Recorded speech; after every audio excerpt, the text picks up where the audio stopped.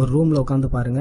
எல்லாரோட சேர்ந்து உட்காந்து பார்க்கலாம். ஆனா ஒரு ரூம்ல உட்காந்து பாருங்க. இந்த வீடியோல ஒரு இமேஜ் பாக்குறீங்க. இந்த இமேஜ்ல பாத்தீங்கன்னா இந்த பொண்ணோட மூக்கு பக்கத்துல தமிழ்ல இந்த ஆயுத எழுத்து எழுதுறோம்ல அதே மாதிரி ஒரு 3 புள்ளிகள் இருக்கும். இந்த 3 புள்ளிகளை மட்டும் கவனிச்சு பாருங்க. இதுல இருந்து பயங்காட்டுற மாதிரியான எந்த இமேஜும் வராது. சோ நீங்க தாராளமா அந்த 3 புள்ளியை மட்டும் கவனமா பாருங்க. அடுத்து என்ன பண்ணணும்னு நான் சொல்றேன். ஒரு 10 செகண்ட்ஸ் அந்த 3 புள்ளியை மட்டும் கவனமா பாருங்க.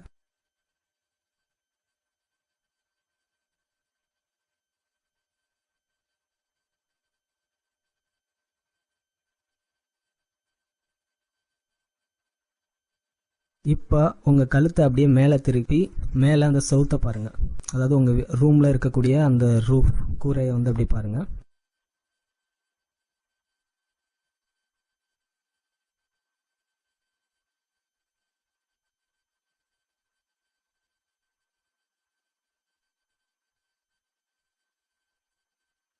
இப்போ நீங்கள் ஒன்று பார்த்துருப்பீங்கன்னு நினைக்கிறேன்.